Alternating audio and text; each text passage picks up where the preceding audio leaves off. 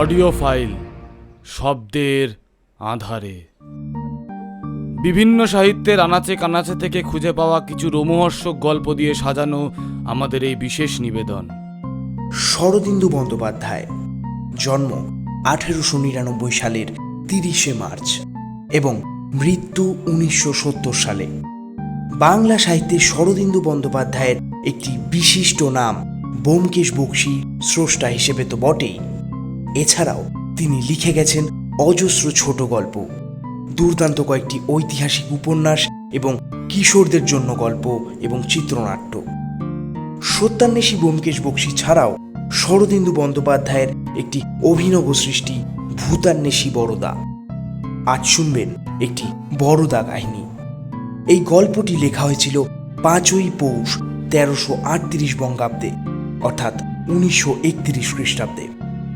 শ্রোতাদের সুবিধার জন্য কিছু জায়গায় ভাষাটা একটু সহজ করে নেওয়া হয়েছে। প্রধান চরিত্রে বরদা, অমূল্য এবং ভূতনাথ শিকদার। বরদায়ের ভূমিকায় সুদীপ্ত, অমূল্যের ভূমিকায় রণজয়, ভূতনাথ শিকদারের ভূমিকায় সুপ্রিয়। গল্প পাঠে অঙ্কিত এবং গল্পের সূত্রধার দেবজিৎ। শুরু হচ্ছে মরণ ভ্রমরা।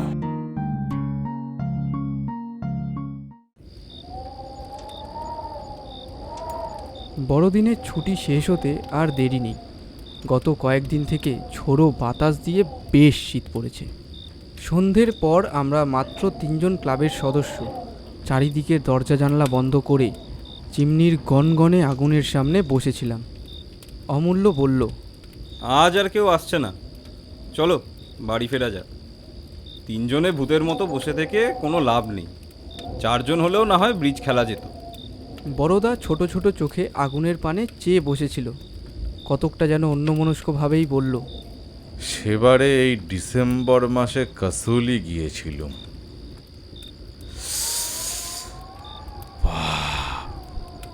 কি শীত!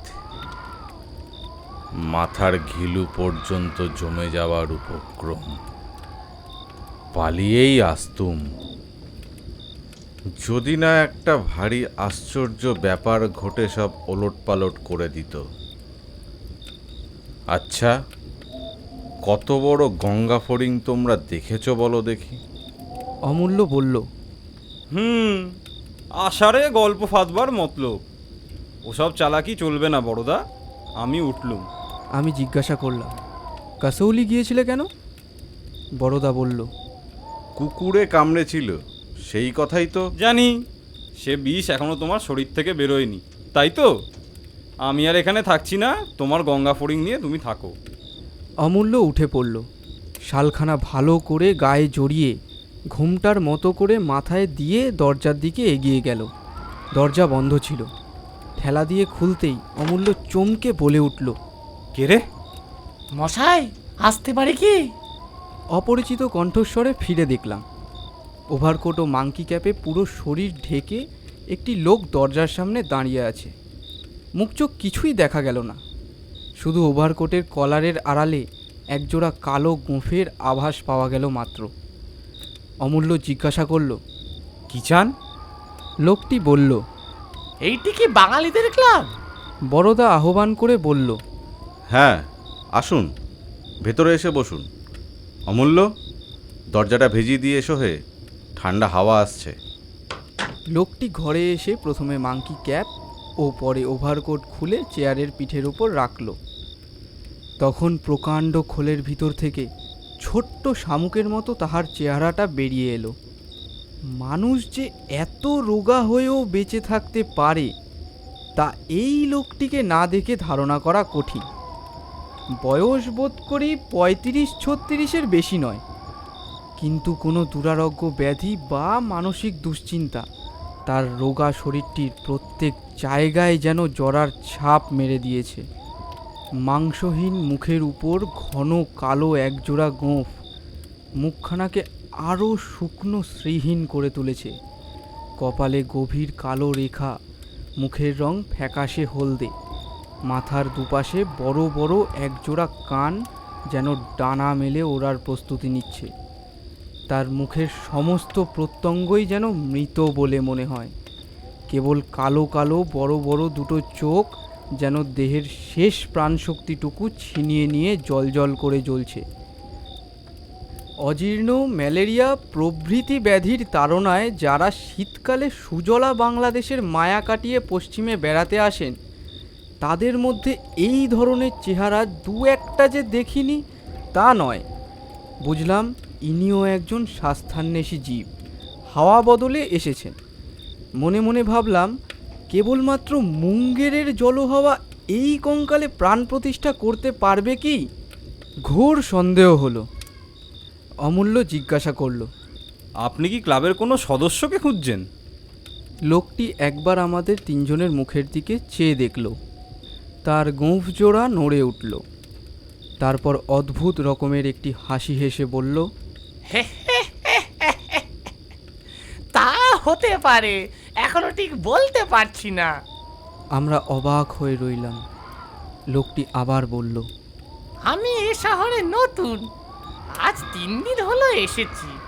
এই ডাক বাংলোতে আছি, কিন্তু এ কদিন বাঙালিদের সঙ্গে কথা না বলে হাঁপিয়ে উঠেছি মশাই। বেয়ারার কাছে খবর পেলুম এখানে বাঙালিদের একটা ক্লাব আছে, তাই খোঁজ করতে করতে এসে হাজির হয়েছি। আর থাকতে পারলুম না। আমি বললাম, বেশ করেছেন, যতদিন থাকেন নিয়মিত আসবেন, আমরা খুব খুশি হব। তা স্বাস্থ্য উপলক্ষে এখানে আসা হয়েছে বুঝি?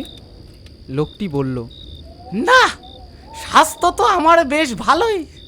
কিছুক্ষণ চুপ করে থেকে হঠাৎ তার উজ্জ্বল চোখ দুটো তুলে বলল, সেজন্যে নয় মশাই, মৃত্যু আমাকে তাড়া করে বেড়াচ্ছে, তাই ভারতবর্ষময় ছোটাছুটি করে বেড়াচ্ছি, কিন্তু রেহাই নেই।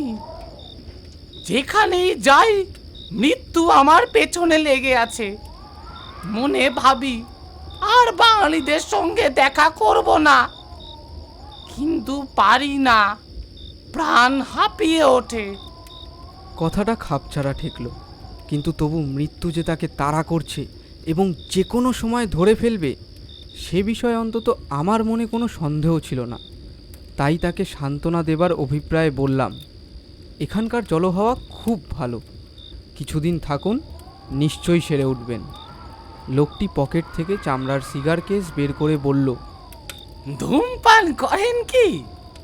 বলে 3টি পেল্লাই সাইজের সিগার আমাদের তিনজনকে দিয়ে একটি নিজে ধরিয়ে টানতে আরম্ভ করলো। আমরা নির্বাক হয়ে তার মুখের দিকে চেয়ে রইলাম। এই শরীরের উপর এরকম বিকট আকৃতি করা সিগার টানলে লোকটা আর কয়দিন বাঁচবে? আমাদের মুখের দিকে কিন্তু তার নজর ছিল। সে কিছুটা হেসে বলল, আপনারা ভুল করছেন, আমি দেখতে একটু রোগা বটে, কিন্তু আমার শরীরে কোনো রোগ নেই। এই এই ধরুন আমার পাঞ্জা। এই বলে কাঠির মতো রোগা রোগা আঙুলওয়ালা কঙ্কালসার হাতখানা আমার দিকে বাড়িয়ে দিল। পাগল নাকি? আমি তাড়াতাড়ি বললাম, না না, সে কথা বলিনি, আমি বলছিলাম। নীল, ধরুন পাঞ্জা। লোকটির চোখ দুটো ধকধক করে জ্বলে উঠল। আমরা মনে মনে প্রমাদ গুনলাম। কোথা থেকে একটা উন্মাদ এসে জুটল। আমরা পরস্পরের মুখ চাওয়াচাই করছি দেখে লোকটি নাছোড় বান্দা হয়ে বলল, আপনারা ভাবছেন রোগা বলে আমার গায়ে কোনো জোর নেই। ভুল ভুল, পাঞ্জায় গামা পালোয়ানো আমাকে হারাতে পারে না। ধরুন পাঞ্জা। কি আর করি, নিরুপায় হয়েই তার পাঞ্জা ধরলাম। নিজের দৈহিক শক্তি সম্বন্ধে ভালো ধারণাই ছিল। ভয় হলো, বুঝি একটু চাপ দিলেই ওই পাকাটির মতো আঙুলগুলো মটমট করে ভেঙে যাবে। কিন্তু তার হাতে হাত দিয়েই বুঝলাম সে আশঙ্কা অমূলক। তার আঙুলগুলো ইস্পাতের তারের মতো আমার আঙুলগুলোকে জড়িয়ে ধরল। আমি যতই জোর দিই তার কবজি ততই লোহার মতো শক্ত হতে থাকে। আমার কপালে বিন্দু বিন্দু ঘাম দেখা দিল। চেয়ে দেখলাম আমার প্রতিদ্বন্দ্বীর মুখ কিন্তু নির্বিকার, দাঁতে সিগার চেপে স্বচ্ছন্দে ধোঁয়া ছাড়ছে। ক্রমে আমার হাত অসাড় হয়ে আসতে লাগলো। তারপর সবিস্ময়ে দেখলাম হাতখানা আমার অজান্তেই ঘুরে যাচ্ছে। আমার কবজির কাছে মট করে একটা শব্দ হলো। ব্যাস, কাবার। বলে লোকটা পাঞ্জা ছেড়ে দিল। আমি স্তম্ভিতভাবে অবশ হাতখানা তুলে বসে রইলাম। খানিকক্ষণ কেউ কোনো কথা বলল না। লোকটা আধবোজা চোখে সিগার টানতে লাগলো। অবশেষে অমূল্য জিজ্ঞাসা করলো। মশাইয়ের নামটি কি? সে বলল, ভূতনাথ শিকদার। দেখলেন তো, যা বলেছিলুম তা সত্যি কি না? রোগ আমার শরীরে নেই মশাই, রোগ আমার এইখানে। বলে নিজের কপালে আঙুল ঠেকালো। বড়দা নিজের চেয়ারখানা ভূতনাথ শিকদারের পাশ থেকে একটু সরিয়ে নিয়ে বলল, আপনি যে অদ্ভুত শক্তির পরিচয় দিলেন তা তো চোখে দেখেও বিশ্বাস হচ্ছে না। ভোজবাজি বলে মনে হচ্ছে, কিন্তু শরীর যদি আপনার নিরোগী হয় তবে আপনি এত রোগা কেন? মাথার কি কোনো অসুখ আছে? ভূতনাথ শিকদার বলল, মাথার অসুখ নেই, অসুখ আমার কপালের, ভাগ্যের। বলছি তো, মৃত্যু আমায় তাড়িয়ে নিয়ে বেড়াচ্ছে। কথাটা আরেকটু খোলসা করে না বললে ঠিক বুঝতে পারছি না। শিকদার চুরুটে 3-4টে টান দিয়ে যেন কি চিন্তা করলো।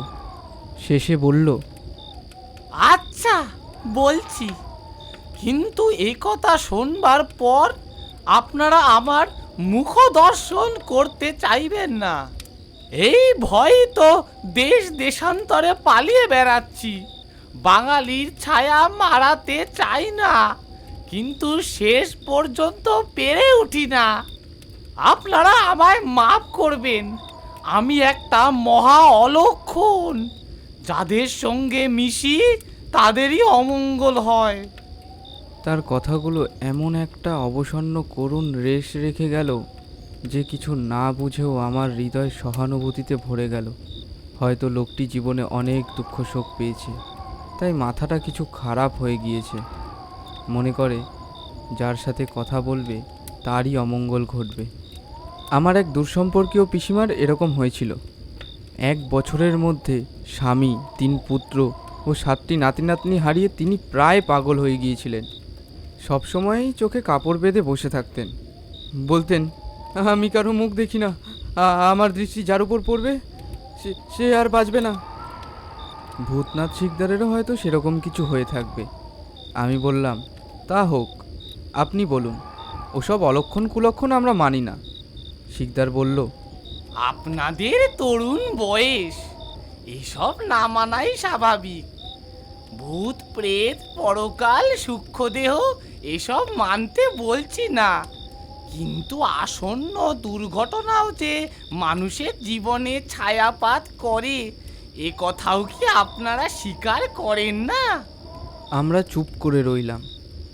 শিকদার বলতে লাগলো, তবে ব্যাপারটা গোটা থেকেই বলি। আমার জীবন কেন যে মনুষ্য সমাজ থেকে এতটা ঊর্ধ্বশ্বাস পলায়ন হয়ে দাঁড়িয়েছে তা শুনলে আপনারা হয়তো আমায় পাগল মনে করবেন, কিন্তু বাস্তবিকে আমি পাগল নই, আপনাদের মতো সহজ মানুষ। 5 জনের সঙ্গে মিলেমিশে হেসে কেঁদে সাধারণ মানুষের মতো জীবন কাটাতে চাই, কিন্তু পারি না। কেন পারি না জানেন? ভয়, দারুণ ভয়। আমি কারুর সঙ্গে মিশতে পারি না। একটা মহা আতঙ্ক আমায় গ্রাস করে আছে।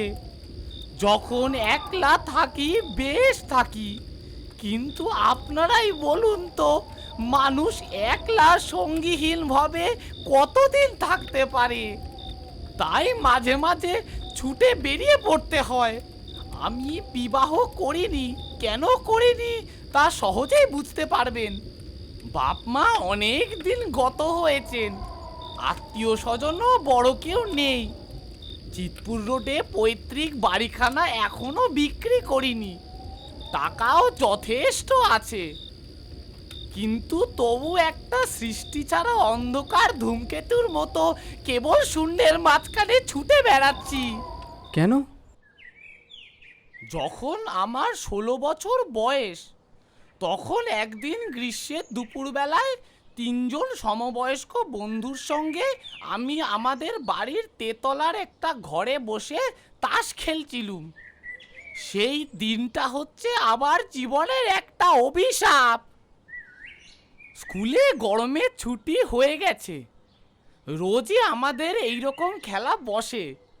তেতলার এই ঘরটা দিব্যি নিরিবিলি, চিতপুর রোডের চিৎকার সেখান পর্যন্ত পৌঁছায় না, শুধু মাঝে মাঝে ট্রামের ঢং ঢং শব্দ শোনা যায়। সেদিন আমরা 4 জন নিবিষ্ট মনে বসে ঘরে খেলছি। এমন সময় খোলা জানলা দিয়ে একটা কালো ভোমরা ঘরে ঢুকে আমাদের ঘিরে ভোঁ ভোঁ করে ঘুরতে লাগলো। খেলায় এত তন্ময় ছিলাম যে প্রথমটা লক্ষ্যই করিনি, কিন্তু সেটা যখন মাথার চারিদিকে ঘুরপাক খেতে আরম্ভ করলো তখন আমরা 4 জনই উঠে তাকে তাড়াবার চেষ্টা করতে লাগলাম, কিন্তু সেও কিছুতেই যাবে না। পাখা দিয়ে, ব্যাডমিন্টনের ব্যাট দিয়ে তাকে যতই মারবার চেষ্টা করি সে ততই আমাদের লক্ষ্য এড়িয়ে কখনো নিচুতে, কখনো প্রায় কড়িকাঠের কাছে উঠে ঘুরতে থাকে। আমরা যেই আবার খেলতে বসি অমনি আমাদের কানের সামনে এসে ভো ভো শব্দ করে উঠতে আরম্ভ করে। প্রায় আধ ঘন্টা তার পেছনে লেগে থাকার পর যখন আমরা হয়রান হয়ে পড়েছি তখন ভোমরাটা ভন ভন করে এসে একবার আমাদের মাথার চারিদিকে চক্কর দিয়ে নিজে থেকেই জানলা দিয়ে বেরিয়ে গেল। বাইরের তপ্ত বাতাসে তার ক্রুদ্ধ গুঞ্জন ক্রমে ক্ষীণ হয়ে মিলিয়ে গেল। গোপাল বলল, দেখ ভাই, আশ্চর্য ভোমরা। একবার আমি ব্যাডমিন্টন ব্যাট দিয়ে মারলাম, ঠিক মনে হলো ভোমরাটা তারের ফাঁক দিয়ে গলে গেল। বীরেন বলল, ধুর, অত বড় ভোমরা কখনো অতটুকু ফাঁক দিয়ে গলতে পারে? হরিপদ বলল, কিন্তু এই কলকাতা শহরে ভোমরা এলো থেকে ভাই? কাছে পিঠে কোথাও বাগানও তো নেই। সত্যি তো, ভোমরা এলো থেকে? আমরা নানা রকম আঁচ আন্দাজ করতে লাগলুম, কিন্তু কোনোটাই বেশি লাগসই হলো না। তখন আমাদের বয়স কম, ভোমরা কোথা থেকে এলো এ সমস্যা নিয়ে আমরা বেশি মাথা ঘামালাম না, কিন্তু ভোমরাটাকে মন থেকে সম্পূর্ণ ঝেড়ে ফেলতেও পারলাম না। পরদিন দুপুরবেলায় গোপাল তাস খেলতে এলো না। 3 জনে খেলা ভালো জমলো না। সারা দুপুর গল্প করে আর গোপালকে গালাগাল করে কাটিয়ে দিলুম। গোপাল গ্রে স্ট্রিটে থাকতো। বিকেলবেলায় তার বাড়ি গিয়ে দেখলুম সে বিছানায় শুয়ে আছে, মাথায় বরফ দেওয়া হচ্ছে। আমায় দেখে চিনতে পারলো কিনা বোঝা গেল না। চোখের দৃষ্টি ঘোলাটে লাল, শুধু একবার গেঙিয়ে গেঙিয়ে কি একটা কথা বলল। মনে হলো যেন বলল,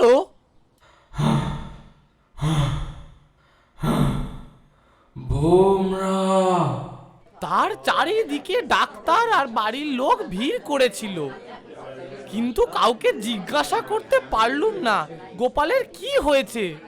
পরে শুনেছিলুম সর্দি কাশি, সানস্ট্রোক। আমি চুপি চুপি চোরের মতো বাড়ি ফিরে এলুম। তার সেই অস্পষ্ট কথাটা আমার মাথার মধ্যে কেবলই গুমড়ে গুমড়ে উঠতে লাগলো, ভোমরা, ভোমরা। পরদিন গোপাল মারা গেল। সেই থেকে কি করে জানি না আমার মনে গেঁথে গেল যে সেই ভোমরাটা ছিল মৃত্যুর দূত। গোপালের দিন ফুরিয়ে এসেছে, এই খবরটা সে আমাকে দিতে এসেছিল। তারপর থেকে এই 20 বছরের মধ্যে কতবার ভোমরা দেখেছি জানেন? 321 বার। আর একবারও আমার ভোমরা দেখা নিষ্ফল হয়নি।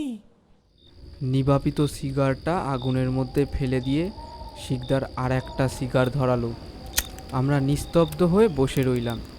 শিকদার বলল,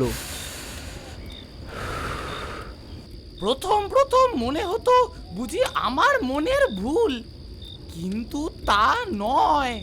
ভোমরাটাকে সকলেই দেখতে পায়, এবং দেখা 3 দিনের মধ্যেই যারা দেখেছে তাদের মধ্যে একজনের মৃত্যু অনিবার্য।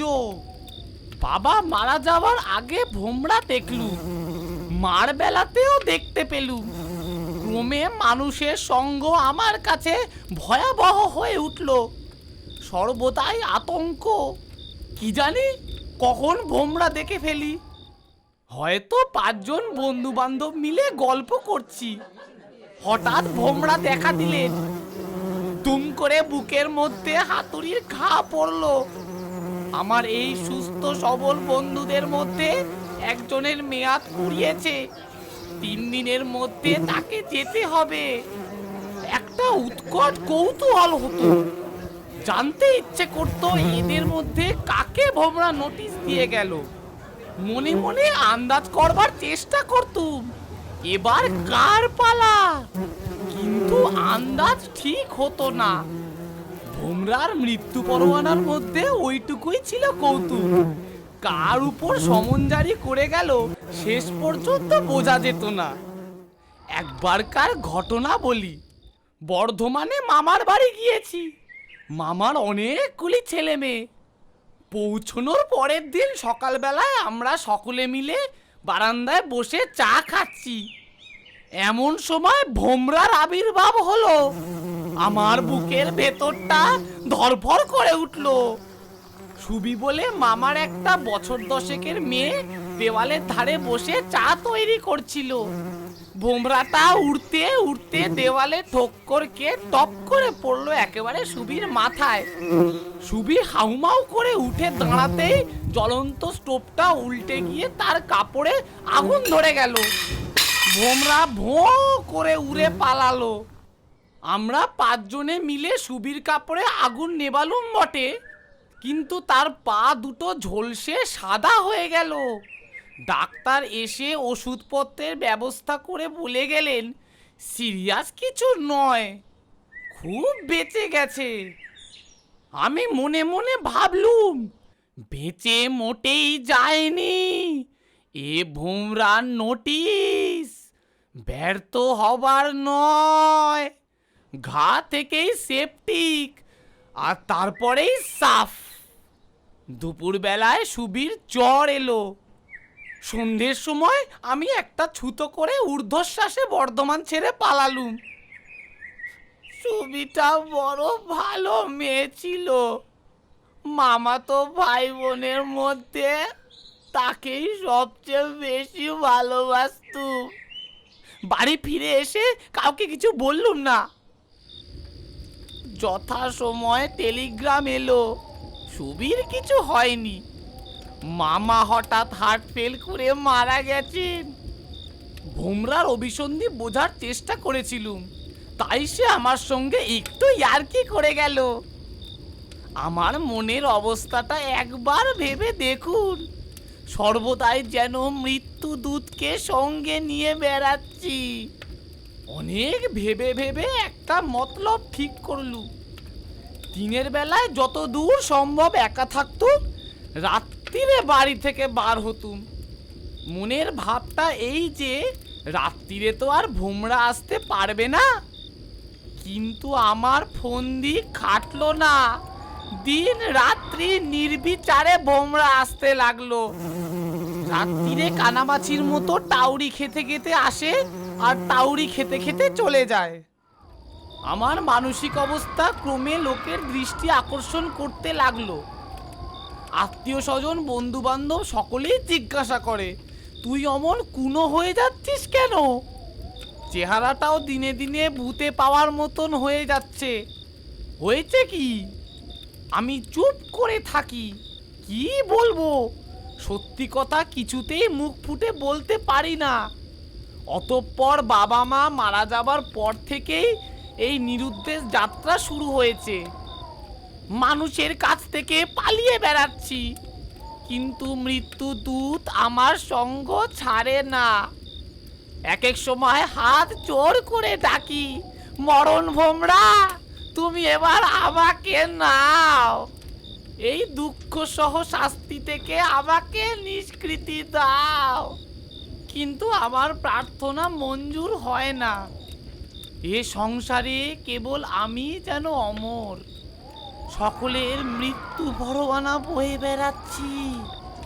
শিকদারের কণ্ঠস্বর একটা গভীর নিরাশার মধ্যে মিলিয়ে গেল। তার কথাগুলো ঘরের মধ্যে যেন একটা অবাস্তব দুঃস্বপ্নের চাল বুনে দিয়েছিল। আমরা আগুনের দিকে তাকিয়ে মোহাচ্ছন্নের মতো বসে রইলাম। কিছুক্ষণ পরে অমূল্য জিজ্ঞাসা করলো, আপনি শেষ কবে মরণ ভোমরা দেখেছেন? শিকদার চোখের উপর দিয়ে ডান হাতখানা একবার চালিয়ে বলল, 7 দিন আগে আগ্রায় তাজ দেখতে গিয়েছিলুম। সেখানে একটি বাঙালি দম্পতির সঙ্গে দেখা হলো। স্বামী স্ত্রী দুজনে মিলে তাজ দেখতে এসেছে। ছেলে মানুষ, নতুন নতুন বিয়ে হয়েছে। প্রণয়ের মহা তীর্থে নিজের সম্মিলিত ভালোবাসা বোধহয় নিবেদন করতে এসেছিল। তারপর ভোমরা, সেই রাত্রেই আগ্রা ছেড়ে চলে এলুম। চারজনেরই সিগার নিভে গিয়েছিল। আবার ধরিয়ে নিঃশব্দে টানতে লাগলাম। মিনিট 15 সকলেই চুপচাপ। হঠাৎ শিকদার বলল, একটু গরম বোধ হচ্ছে না? জানলা খুলে দিতে পারি? বদ্ধ ঘরে সিগারের কটু ধোঁয়া ও আগুনের উত্তাপে সত্যিই দম বন্ধ হওয়ার উপক্রম হয়েছিল। আমরা ঘাড় নাড়িয়ে সম্মতি দিতেই শিকদার উঠে পশ্চিম দিকে জানলাটা খুলে দিল। বড়দা আমার কানে কানে বলল, একেবারে বদ্ধ পাগল, মনোমেনিয়া। ওর চোখের চাউনি দেখেছ? শিকদার জানলা খুলে দিতেই একটা এলোমেলো কনকনে হাওয়া ঘরে ঢুকে আমাদের উত্তপ্ত মুখের উপর যেন ঠান্ডা হাত বুলিয়ে দিল। টেবিলের উপর আলোটা নিভু নিভু হয়ে আবার জ্বলে উঠল। শিকদার ফিরে এসে চেয়ারে বসেছে। এমন সময়, ও কিসের শব্দ? চারজনেই চেয়ারের উপর সোজা শক্ত হয়ে বসলাম। পরক্ষণেই খোলা জানলা দিয়ে একটা কালো কুচকুচে ভোমরা পাখার শব্দে আমাদের মগজ ভরে দিয়ে ঘরের মধ্যে ঢুকে পড়ল। মন্ত্রমুগ্ধের মতো আমরা তার দিকে তাকিয়ে রইলাম। ভোমরা টেবিলের উপর বাতিটাকে একবার প্রদক্ষিণ করলো, তারপর শোঁ করে উপরে উঠে গিয়ে ছাদে বাধা পেয়ে টপ করে মেঝেতে পড়ে গেল। কিছুক্ষণ তার গুঞ্জন নিস্তব্ধ। আবার ভন করে শব্দ হলো। ভোমরা মেঝে থেকে উঠে একবার সারা ঘরময় উড়ে বেড়ালো। তারপর আমাদের কানের পাশ দিয়ে ছুটে গিয়ে জানলা দিয়ে বের হয়ে গেল। তার গুঞ্জন ক্ষীণ থেকে ক্ষীণতর হয়ে অবশেষে মিলিয়ে গেল। শিকদার উঠে দাঁড়ালো। তার চোখ দুটো পাগলের মতো, প্রায় চিৎকার করে বলল, ক্ষমা করুন, ক্ষমা করুন, আমি একটা অভিশাপ। আর কখনো আমার দেখা পাবেন না, পাবেন না। বলে ওভারকোট ও টুপি ফেলেই ঝড়ের মতো ঘর থেকে বেরিয়ে গেল। আমরা 3 বন্ধু বিহুবল জিজ্ঞাসুভাবে পরস্পরের মুখের দিকে চেয়ে রইলাম। বুকের ভিতর তোলপাড় করতে লাগলো। 3 দিনের মধ্যে কাকে যেতে হবে?